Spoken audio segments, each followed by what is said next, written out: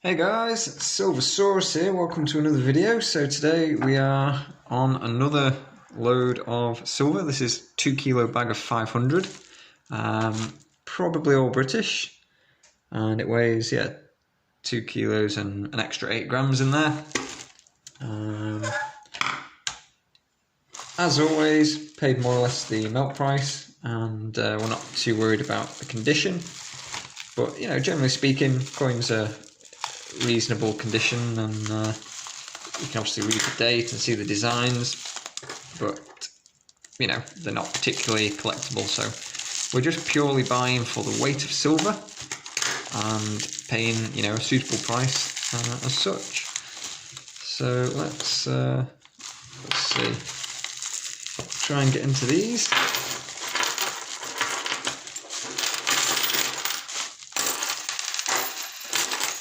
So the reason I'm buying the junk silver, the old silver coinage, is just keeping the price of my silver down with the premiums and blah blah blah this year.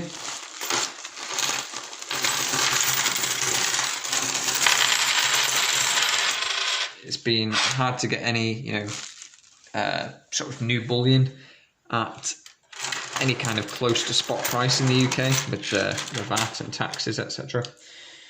So it just takes a bit of creativity, a bit of adaptation to the plan.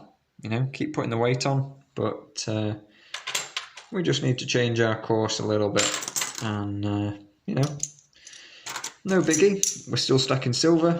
We're just not following our original plan. So that's something that needs to think about, really. We have a plan and a goal, but it does pay to be adaptable also. So whilst I originally wanted to fill up my monster box of Britannias, I have made some progress on it, but nowhere near as much as I'd liked. But my silver stack has grown very, very quickly, and the silver stack's grown better than what I suppose what I'm trying to say, the silver content of my stack, that has grown to the level I wanted it and beyond, although not quite in the way I had planned originally. So just a change, but we're still stacking silver. So I'm happy, and it's getting towards that time of year where we might start thinking about what we're planning for next year and how we're doing. We've just got a bit of time left. Decide what our goals are. In terms of my own, I was quite keen on hitting the 1,000 ounce for silver, and the next sort of obvious target is probably to aim to go to body weight, I guess. Try and get the body weight in silver. I don't know. At the same time, that's more of an emotional sort of goal, really. It doesn't have a monetary purpose. So the sort of main reason I got into silver in the first place was, just put a bit of savings into metals. It's nice, obviously, shiny stuff. It looks good. But you'll notice most of my stack isn't, higher premium, fancy looking coins. It is mostly, there we go, there's an odd coin here, 50%, but is a florin from Australia. So just put in the mixed world pile. And just lost my trail of thought there. I was just, another one. I've adapted my plan and change what I was originally thinking of doing. But the reason I got into silver in the first place is mainly just as a bit of a diversification of some savings. So I'm not sitting a lot of cash, or not sitting all cash, and I don't really think of it as an investment. I think of it more of as an insurance. So should we experience this rapid hyperinflation people talk about, not sort of expecting that. I'm just expecting, steady inflation over time to erode away the fiat money, which is what it's doing and has been doing for many years. And yeah, I feel like having a bit of silver, a bit of gold is a good way of just diversifying a part of my long-term savings. I think it's a great way of saving money. For some people, saving is not very exciting. For most people, I suppose, just seeing a number in the bank isn't very exciting, and I get that. At the same time, I also know that when an opportunity arises, you don't always have time to, plan everything out. You just have to have the money and you have to act.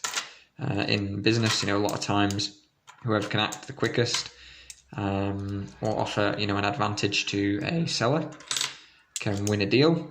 So, if you're buying a house and you've got cash, you might have an advantage over somebody who is buying the same house but hasn't got cash, and they're waiting for finance and they're not sure where the money's coming from or how long it'll take to get it. So having some cash on the side, whilst it might be rotting away in the bank, it does allow you to capitalize on opportunities when they come up. So pros and cons, and obviously you need cash in the bank just to pay your bills, so it's wise to have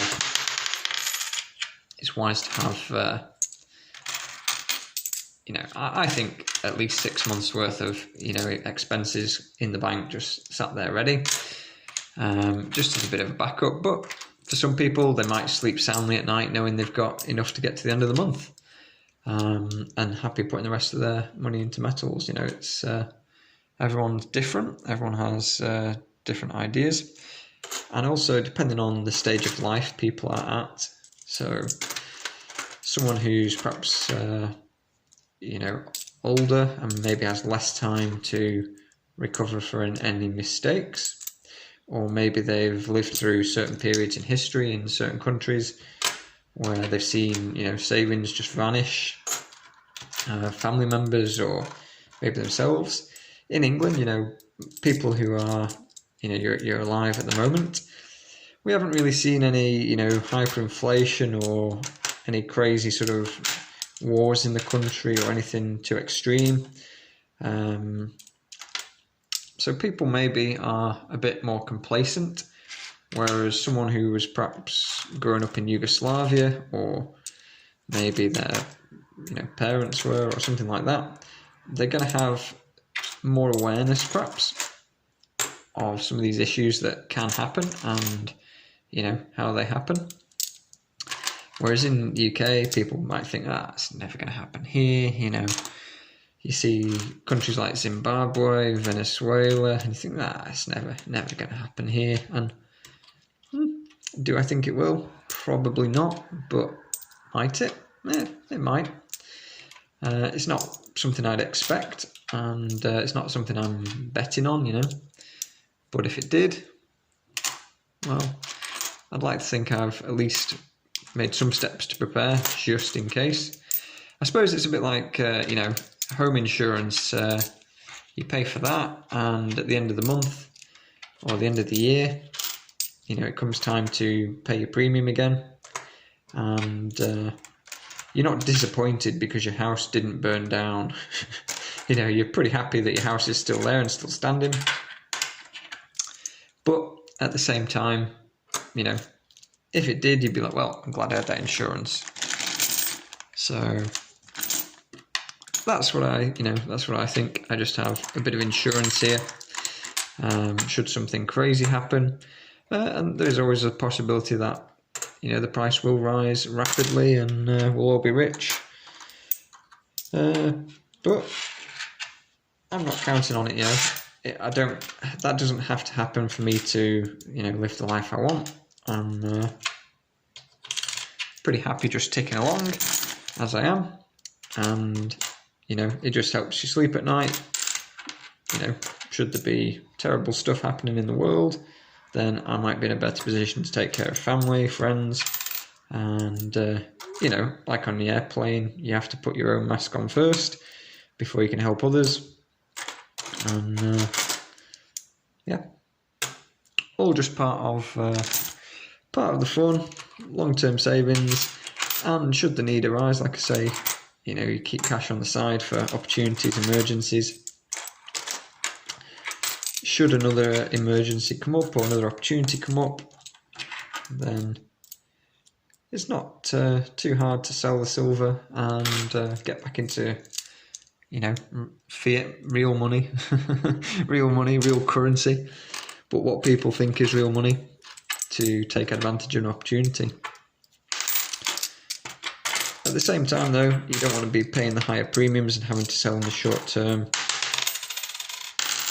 trying to get your money back, because you're going to lose money in the short term doing that most of the time, and therefore you would have been perhaps better off staying in the fiat currency. So always leave yourself, you know, some month at the end of your money, and that should see you right. Obviously I'm not a financial advisor, it's not meant to be financial advice, but in the world we live in, yeah, apparently we need this kind of disclaimer. And that is more or less me sorted through these. There's been a few, you know, other little coins from different countries, but on the whole that is 2 kilos of British 50%. So I hope you enjoyed the video. Let me know your thoughts. You know, do you reckon we're going to see really expensive silver? It's gonna, you know, gonna make us rich, or are you just stacking for the future? Maybe not your future, maybe kids. Who knows? Let's have a civilized discussion in the comments. Look forward to hearing from you.